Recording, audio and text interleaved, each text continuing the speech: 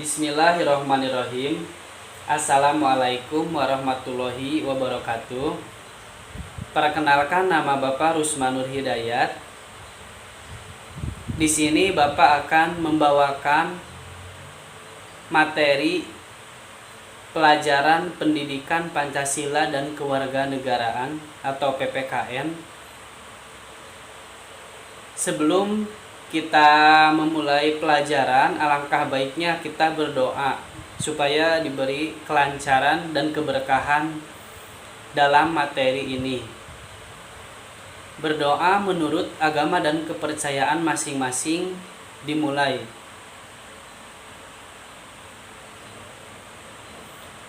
Baiklah, berdoa selesai, langsung saja ke materi tentang dinamika persatuan dan kesatuan dalam konteks negara Republik Indonesia. Silahkan kalian perhatikan dan pahami materi tersebut. Baiklah, yang pertama yaitu ada A. Hakikat Negara Kesatuan Republik Indonesia. Yang pertama yaitu konsep negara kesatuan. Menurut C.F. Strong dalam bukunya A History of Modern Political Constitution, negara kesatuan adalah bentuk negara di mana wewenang legislatif negara tertinggi dipusatkan dalam suatu badan legislatif nasional. Nah, kekuasaan negara itu dipegang oleh pemerintahan pusat. Jadi, negara kesatuan adalah negara bersusun tunggal, yakni kekuasaan yang mengatur seluruh daerahnya dan ada di tangan pemerintahan pusat. Selanjutnya yaitu negara kesatuan mempunyai dua sistem, yaitu yang pertama sentralisasi, yaitu semua hal yang diatur dan diurus oleh pemerintah pusat, sedangkan daerahnya hanya menjalankan perintah-perintah atau peraturan-peraturan dari pemerintah pusat. Yang kedua yaitu desentralisasi, yaitu daerah yang diberi kekuasaan untuk mengatur rumah tangganya sendiri atau otonomi. Yang kedua yaitu karakteristik negara kesatuan Republik Indonesia. Indonesia sejak kelahirannya pada tanggal 17 Agustus 1945 telah memiliki tekad yang sama bahwa negara ini akan eksis di dunia internasional dalam bentuk negara kesatuan. Kesepakatan ini tercermin dalam rapat Badan Usaha Persiapan Kemerdekaan Indonesia atau sering disebut BPUPKI dan Panitia Persiapan Kemerdekaan Indonesia atau PPKI dalam menyusun konstitusi atau undang-undang dasar yang tertinggi dalam negara. Pembentukan negara kesatuan bertujuan untuk menyatukan seluruh wilayah Nusantara agar menjadi suatu negara yang besar dan kukuh dengan kekuasaan negara yang bersifat sentralistik. Lalu tekad tersebut sebagaimana tertuang dalam alinea kedua pembukaan Undang-Undang Dasar Negara Republik Indonesia tahun 1945 yang berbunyi, dan perjuangan pergerakan kemerdekaan Indonesia telah sampailah pada saat yang berbahagia dengan selamat sentosa mengantarkan rakyat Indonesia ke depan pintu gerbang kemerdekaan negara Indonesia yang merdeka, bersatu, berdaulat, adil, dan makmur. Selanjutnya yaitu ada pasal 1 ayat 1 Undang-Undang Dasar Negara Republik Indonesia tahun 1945 yang merupakan naskah asli mengandung prinsip bahwa negara Indonesia ialah negara kesatuan yang berbentuk republik.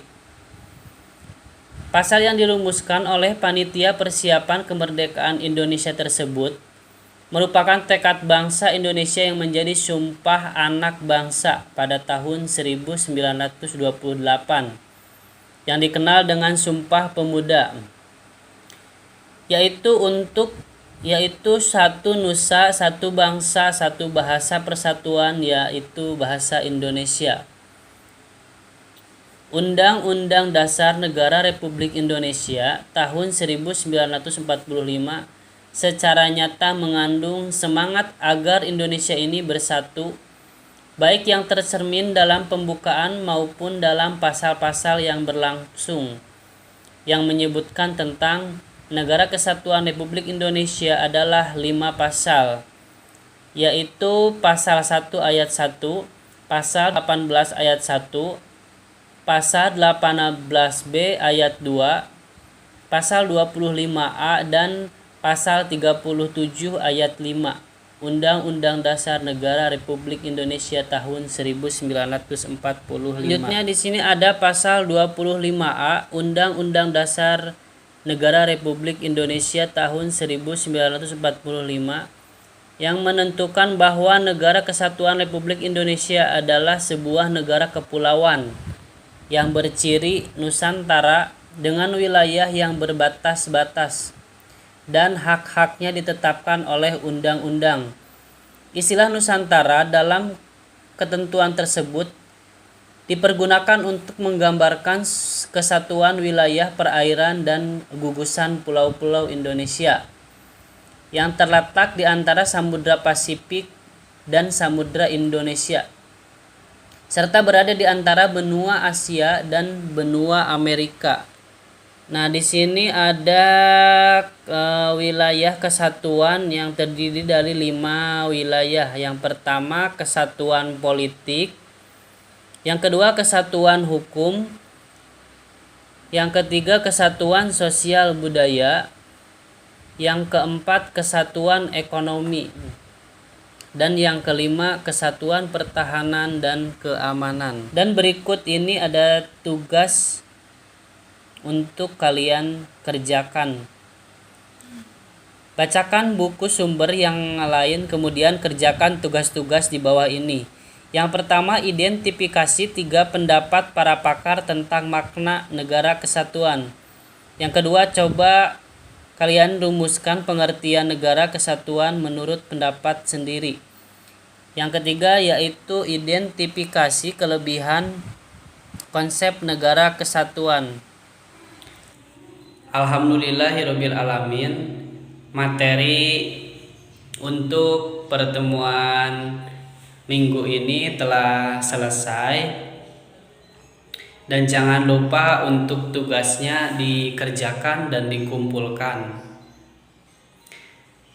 Nah, sebelum Bapak mengakhiri pembelajaran hari ini, alangkah baiknya kita berdoa menurut agama kepercayaan masing-masing dimulai. Berdoa selesai, tetap semangat dan jaga selalu kesehatan kalian.